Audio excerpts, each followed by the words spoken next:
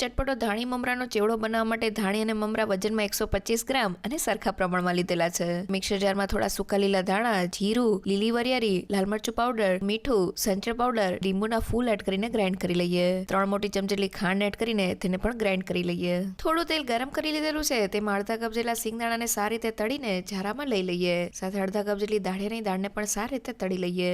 2 નંગ જેટલા અડદના પાપડને તળીને ઝારામાં લઈ લઈએ. 20 થી 25 નંગ જેટલા લીમડાના પાનને પણ તળી લઈએ. 4 થી 5 તીખા લીલા મરચાને ક્રિસ્પી થાય ત્યાં સુધી તળી લઈએ. વધેલા તેલમાં થોડી હિંગ, હળદર પાવડર, ધાણી અને મમરા સાથે મીઠું એડ કરીને ક્રિસ્પી થાય ત્યાં સુધી રોસ્ટ કરી લઈએ.